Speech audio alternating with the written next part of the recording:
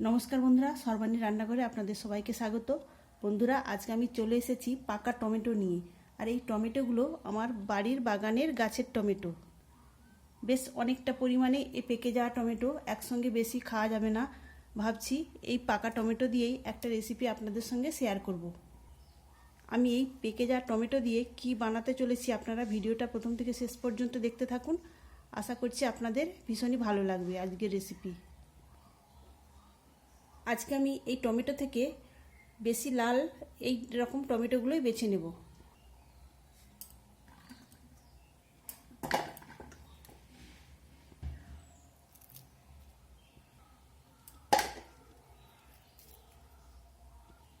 আজকে আমি বেশি পেকে যাওয়া এই লাল টমেটোগুলো নিয়েছি। এইগুলো এখন আমি পরিষ্কার করে জল দিয়ে ধুয়ে নেব।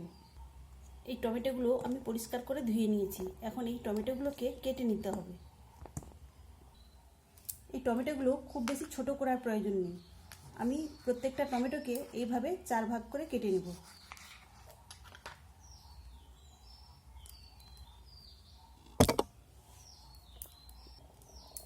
তবে যে টমেটোগুলো বেশি বড় সেইগুলোকে আমি আরও একটা টুকরো করে নেব, মানে এটাকে 6 টুকরো করে নেব।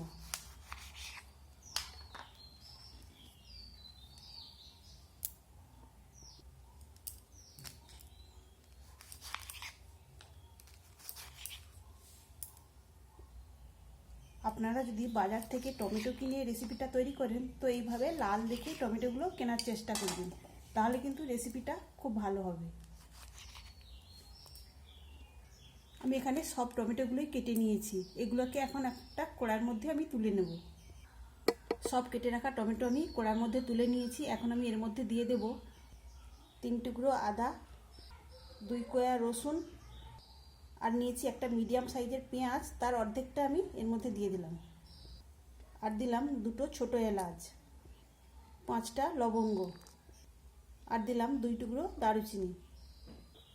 এখন দিলাম 5টা শুকনো লঙ্কা।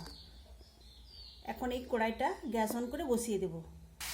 আমি কড়াইটা গ্যাস অন করে বসিয়ে দিয়েছি, আর এর মধ্যে আমি কোনো রকমের জল দিইনি। এখন এটাকে আমি ঢেকে দেব। এখন দিলাম অল্প একটু লবণ। লবণটা দিয়ে একটু টমেটোর সঙ্গে মিশিয়ে নেব।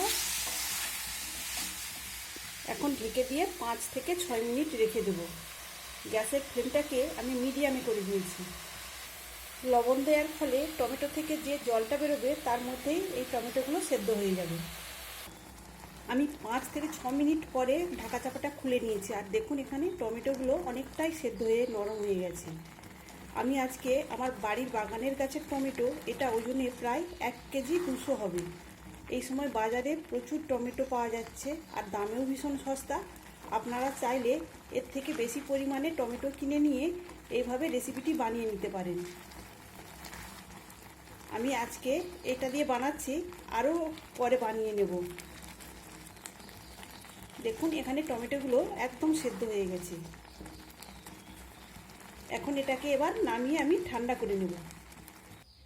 যাতে তাড়াতাড়ি ঠান্ডা হয় সেই জন্য একটা বড় পাত্রে আমি নামিয়ে ছড়িয়ে দিয়েছি। আমি এটাকে ঠান্ডা করে নিয়েছি। এখন এই সেদ্ধ টমেটোটা একটা মিক্সিং জারের মধ্যে দিয়ে আমি পেস্ট করে নেব। সম্পূর্ণ আমি টমেটোর সেদ্ধ একবারে পেস্ট করব না, আমি 2 বারে করে নেব। এটা পেস্ট করে নিয়েছি। এখন অন্য একটা পাত্রে ঢেলে নেব। এখন এই পেস্ট করা টমেটো ছেঁকে নিতে হবে। ছেঁকে নেওয়ার জন্য এরকম একটা ছাঁকনি নিয়েছি। আমি সরাসরি কড়ার মধ্যেই ছাঁকনিটা বসিয়ে দিয়েছি। এবার একটা চামচের সাহায্যে এইভাবে আমি টমেটোর ফ্রেশ পিউরিটা বার করে নেব। এইভাবে ছাঁকনির মধ্যে ছেঁকে নিলে যে টমেটোর দানা এবং খোসাটা এর উপরে থেকে যাবে।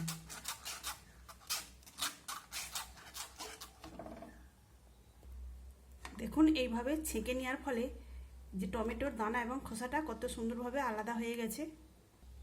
এখানে আমি সমস্ত পিউরিটা বার করে নিয়েছি, আর দেখুন এখানে পিউরির কালারটা কত সুন্দর, একদম লাল। যেহেতু আমি পাকা লাল দেখে টমেটো নিয়েছিলাম তাই এত সুন্দর কালার এসেছে। আর এতক্ষণে আপনারা নিশ্চয়ই বুঝতে পেরেছেন আমি কি বানাতে চলেছি। এখন আমি গ্যাসটা অন করে দেব। গ্যাসটা অন করে দিয়েছি। এখন এটাকে ফুটিয়ে একটু ঘন করে নেব। তাহলে বন্ধুরা, আজকের রেসিপি আপনাদের ভালো লাগলে অবশ্যই একটা লাইক দেবেন। সেই সঙ্গে যদি নতুন বন্ধুরা এসে থাকেন, অবশ্যই আমার চ্যানেলটিকে সাবস্ক্রাইব করে আমার পাশে থাকবেন। এখানে দেখুন বন্ধুরা, টমেটোর পিউরিটা অনেকটাই ঘন হয়ে গেছে। এখন আমি এর মধ্যে দিয়ে দেবো চিনি। চিনির পরিমাণটা আমি এই বাটির মাপে 1 বাটি দিয়েছি। আপনারা টমেটোর পিউরি অনুযায়ী কম বেশি বাড়িয়ে কমিয়ে নিতে পারেন। আর দেব 1 চামচ বিট লবণ। এখন এটাকে আবারও আমি ভালো করে ফুটিয়ে নেব। যেহেতু চিনি এখন দিলাম, তাহলে আরও একটু পাতলা হয়ে যাবে, কিন্তু এইভাবে ফুটিয়ে এটাকে ঘন করে নিতে হবে। আপনারা চাইলে কিন্তু এর মধ্যে কালারের জন্য কাশ্মীরি লঙ্কার গুঁড়োও দিতে পারেন। আমি কিন্তু এর মধ্যে কোনো রকম কালারের জন্য কাশ্মীরি লঙ্কার গুঁড়ো ব্যবহার করিনি। এমনিতেই দেখুন কালারটা কত সুন্দর এসেছে। আপনারা যদি বাড়িতে এইভাবে রেসিপিটি বানিয়ে নেন, তাহলে আর দোকান থেকে কিনে খাওয়ার প্রয়োজন পড়বে না। এটাকে অনেক দিন সংরক্ষণের জন্য আমি এখন 1 চিপি দিয়ে দেবো ভিনিগার। আমি কিন্তু টকের জন্য এখন দেব পাকা তেঁতুলের কাত 2 চামচ। এই পাকা তেঁতুলের কাতটা আরও আগে দেওয়া উচিত ছিল, আমার খেয়াল ছিল না, তাই আমি এখন দিলাম। আর দিলাম অল্প একটু খাবার সোঁটা।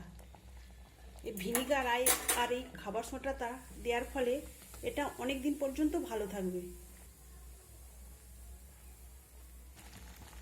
তবে রেসিপিটা বানানোর সময় আপনারা কিন্তু এই সময় একটু দূরে দাঁড়িয়ে এটাকে নাড়াচাড়া করবেন, তা না হলে কিন্তু হাতে ছিটকে আসতে পারে। এটাকে কতটা ঘন করতে হবে আমি দেখিয়ে দেব। তবে এই সময় একটু ঘন ঘন এটাকে নাড়াচাড়া করতে হবে, তা না হলে কিন্তু তলার দিকটা লেগে যেতে পারে। আমি খানিকটা একটা প্লেটের মধ্যে তুলে নিয়েছি। এটাকে ঠান্ডা করে আমি এই প্লেটটাকে কাত করে দেখিয়ে দেব যে ঠিকঠাক তৈরি হয়েছে কিনা। তো দেখুন বন্ধুরা, এটা গড়িয়ে আসছে, তো আর একটু পাক করে নিতে হবে। এখানে দেখুন বন্ধুরা, ঠিক কতটা ঘন হয়েছে। আমি এই প্লেটে খানিকটা তুলে নিয়েছিলাম, দেখুন এইভাবে কাত করছি, আর গড়িয়ে পড়ছে না। তো বুঝে নিতে হবে যে এটা আমার হয়ে গেছে। এখন এটাকে ঠান্ডা করে নিতে হবে, নিয়ে যে কোনো কাঁচের শিশিতে ভরে নর্মাল ফ্রিজে রেখে দিলে 1 বছর পর্যন্ত ভালো থাকবে।